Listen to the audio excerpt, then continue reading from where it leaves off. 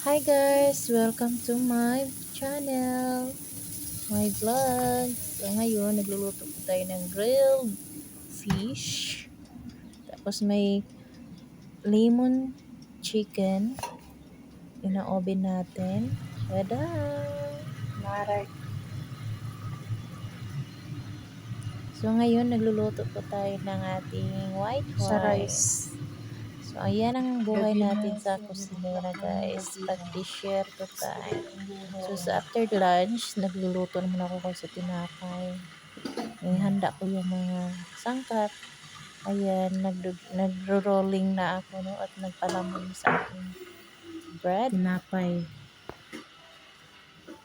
So, nilagyan lang natin ng cheese as a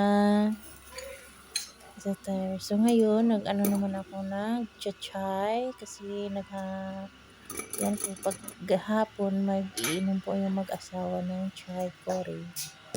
So, busy much Dinner. talaga guys. So, after that, magawa ako ng tinapay. Nag-prepare na din ako ng yung pang-mashi. So, yan ang ating meat giniling. So, medyo frozen pa siya. So, nag-continue lang po ako kasi first batch, pinaluto ko na yung sa oven. Ayan, yung second batch, yan naman po, pinaalasa muna natin ng 10 minutes. Tapos, bago natin i-bake. So, continue lang natin ang paggawa mga palangga, mga palalabs. Kasi pag ang disyerto, ganito ang buhay pag weekends. Kaya, matuto ka talaga paano magawa ng tinapay, magluluto. Kaya, kusina is life talaga. Kasi kainan at Divide walang 16. maano. Kaya, yun ang ano nila pag weekend. Kung ano-ano lang magustuhan ipaluto, yun. Kumakain ng kung ano no. So, this video for today, yan po yung ating bread. Fatire ang tawag nila dito, pero ang palaman Yan natin ang ay yung ating cheese. croissant. Curry. Cheese. Tapos ito Kasi naman ito naman yung yung ano natin. zatay. Zatire.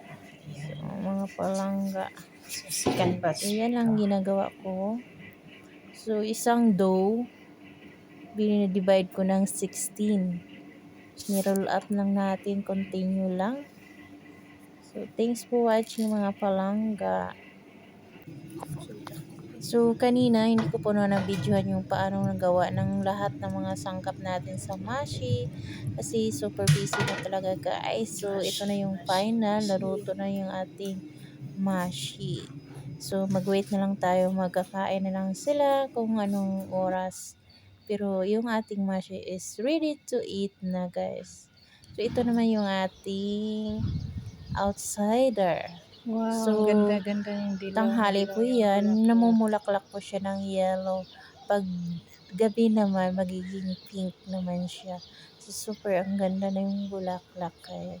So, summer na summer po siya ngayon, kaya ang sarap magbabad ng swimming pool. Pero sa atin, bawal po yan kasi alam mo na. So, nandito na tayo. Alam mo na, alam mo na, alam mo Init. na.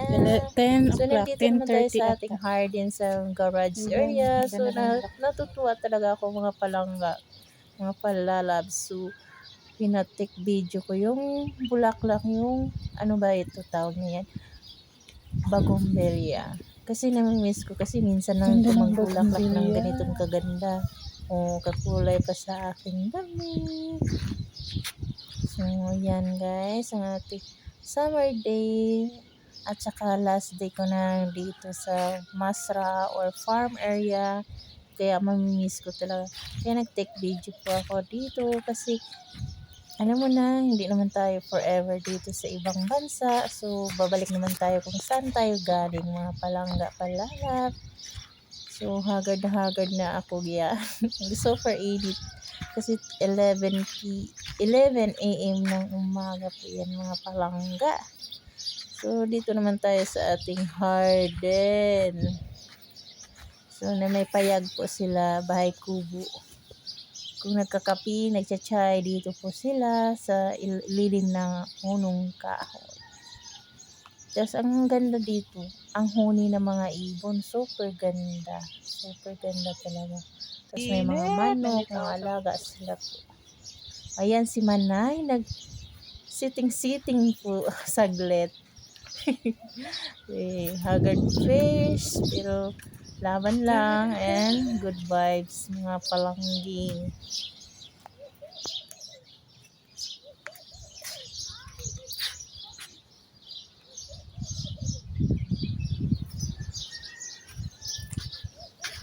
So, pagtapos natin nagmoni-moni doon sa bahay kubo, so dito naman tayo sa ating papasok sa kusina or sa hardin.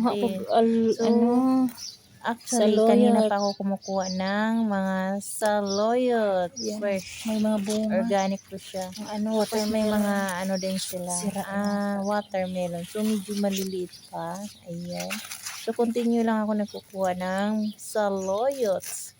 Alam mo na yung saluyot, marami po siyang vitamins makukuha. Magulang yan. Makatulong yan sa ating katawan. Ang dami siyang makukuha.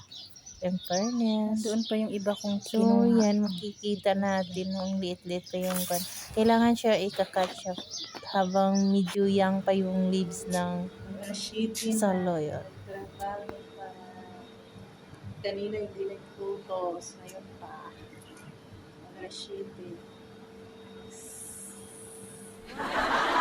So, ayan guys, after natin sa nagdidilig ng mga halaman, so naglilinis po tayo sa mga galabok sa labas, tapos mga ipot ng mga ibon.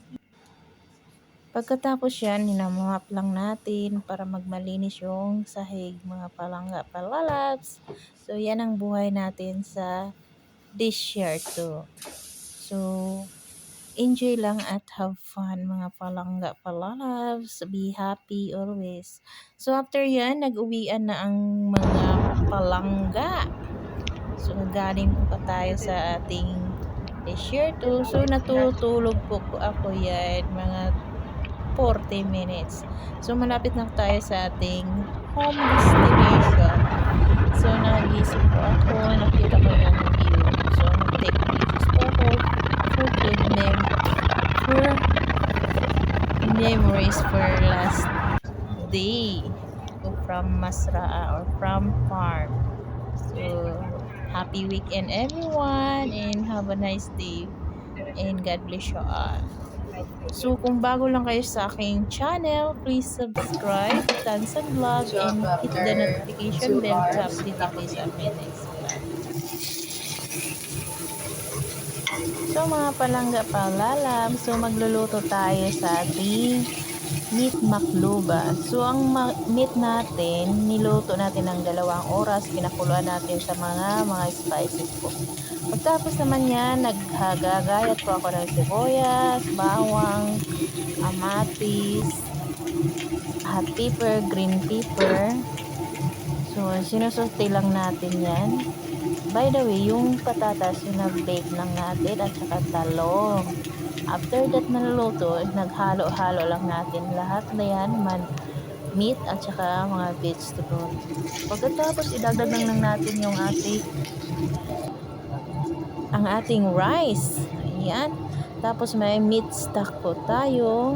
Isasabaw natin at pakuluan at hanggang maluto siya, mga palangga.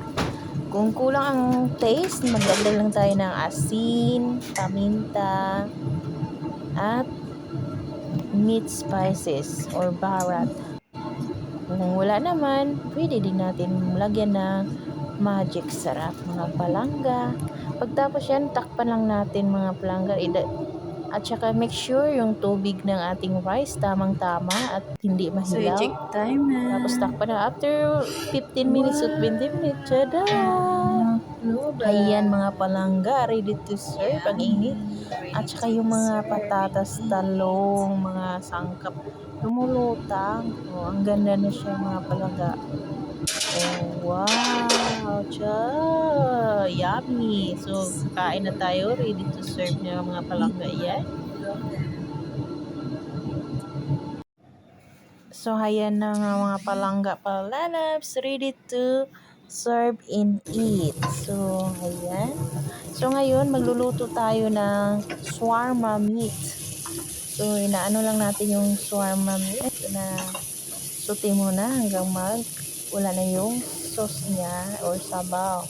Bago, idagdag na natin ang ating white onion. Pagtapos naman yung ating green pepper at saka yellow pepper. So, mix well lang siya mga palangga bago natin idagdag yung meat natin. So, tapos paghalo-haloin lang siya hanggang mag-combine po siya mga palangga. Tapos magdagdag lang tayo ng asin, paminta, at saka oregano spice. Tapos, ayan. Meat shawarma. Tada! So, ready to eat na mga palangga. So, mga palangga, this is my video for today. And God bless po mga palangga. Samahan niyo ako sa susunod. Maraming salamat. Babu! Oh. Oh. Ano ba siya?